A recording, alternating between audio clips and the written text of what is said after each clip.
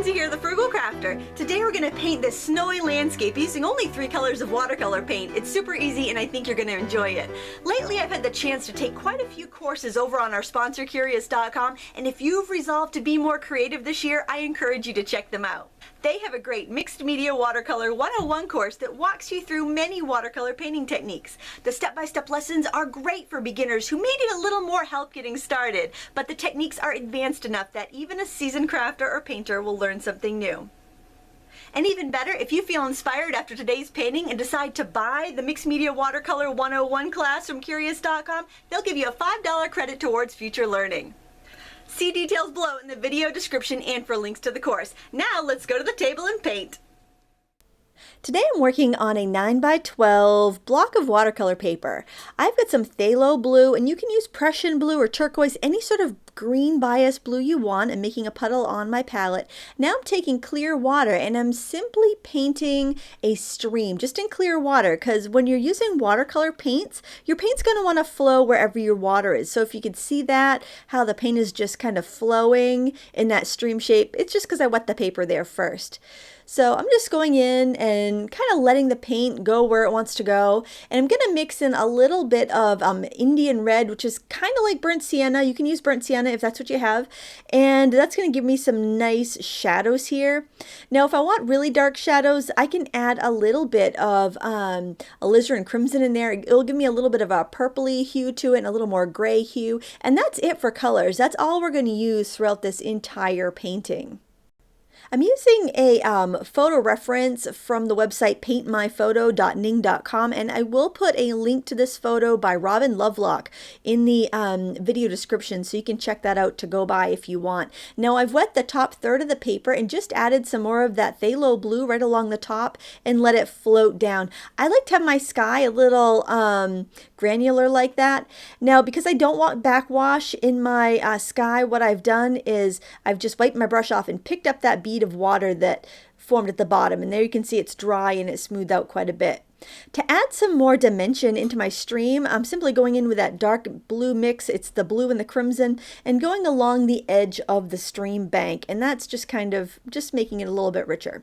Now I want to put some faraway trees, so I'm just using this juicy synthetic brush, and what it is, it's the Princeton Neptune, and it mimics a natural brush, but it's all synthetic, and it really holds a lot of water. So I'm just kind of tapping in some of those trees using mixtures of my blue, purple, and brown, and just kind of layer it, let the colors blend. Don't really worry about the about it too much, and then I just blotted out a few snowy trees.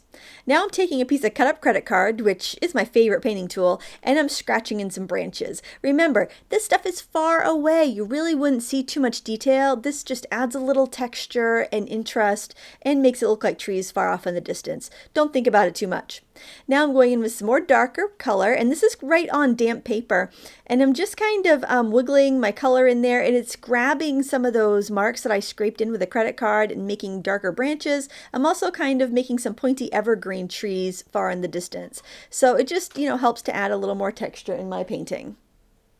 Now I'm going to paint another little stand of trees. It's a little bit closer to us, that's why they appear taller. I'm just using that phthalo blue with a little bit of that Indian red, that kind of brownish color we talked about.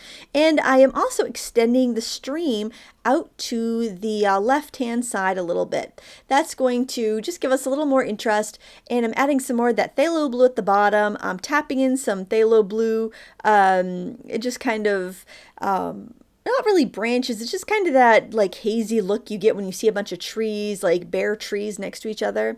And I'm dabbing in some more of the browns. I'm just kind of filling in this area, but keeping it very watery because really this is a snowy scene.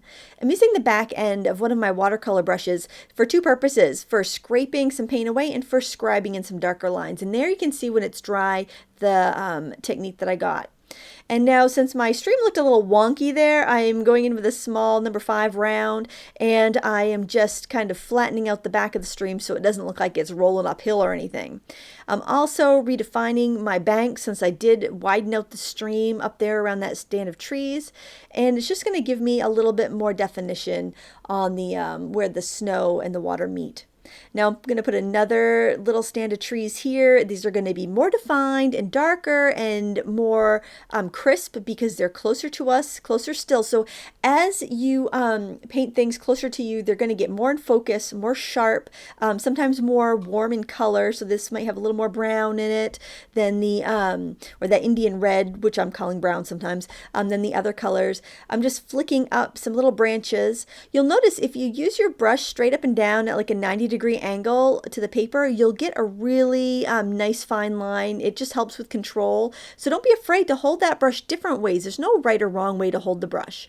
I'm just taking that same color and adding some reflections in the water, and I'm just kind of doing it a little choppy with back and forth strokes just so I don't have to be very precise with my painting. To be really honest with you, I'm just kind of lazy here and I'm just kind of wiggling it in there.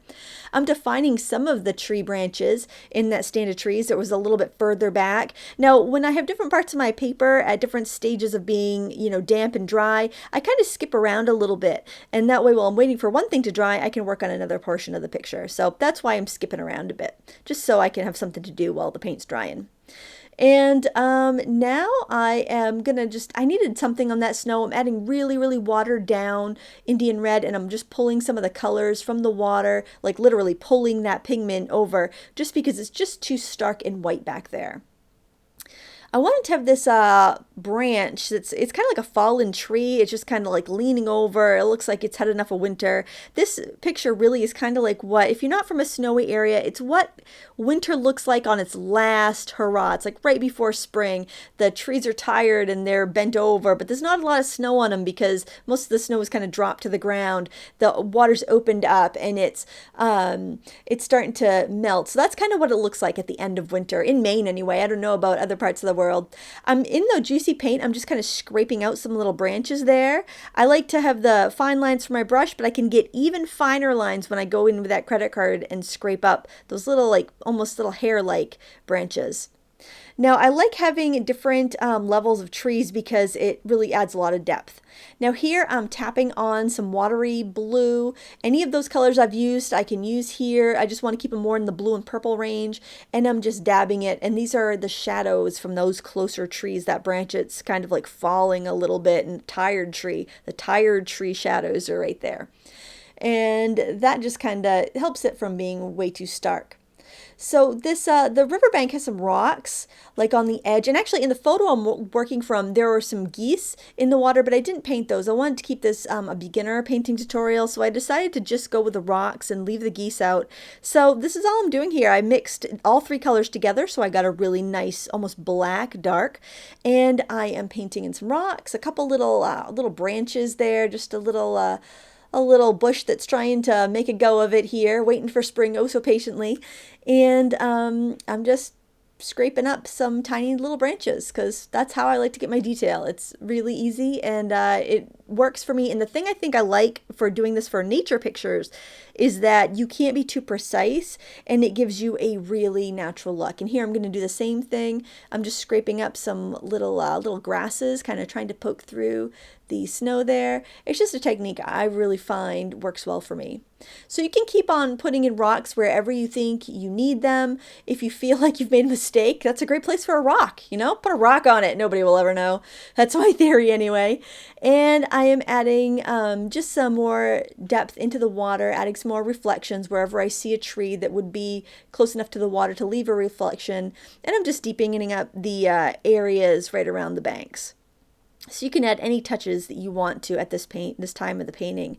I like to stop and look at it, make sure it is looking the way I want to. Sometimes I'll take a little bit of time and evaluate it. I decided that branch on the ground had kind of blurred out when I added my shadows, so I'm redefining that. And notice how I'm using more of that Indian red, which is that brown color. It's warmer, it's going to come forward more, so that's why I really want to have it on that tree in front, because I want that to help my depth of field and my perspective. So if this stands out, it's going to make it look like that tree is much closer to the viewer than those more bluey ones that are further away. So you really want to put your time and your detail in those foreground objects, and your foreground objects will be the ones that are closer to the bottom of your picture. Now I'm just flicking on some of the dirty paint on my palette just to give it a little bit of that misty, snowy look, and I think that's pretty much going to do it for me today. I want to thank Curious.com for sponsoring today's video. Be sure to check out the Mixed Media Watercolor 101 class or one of the 10,000 other classes that will make keeping your New Year's resolutions so much easier. While you're there, be sure to sign up for Curious so you never miss a special offer or daily free class. Thanks so much for stopping by. Until next time, happy crafting!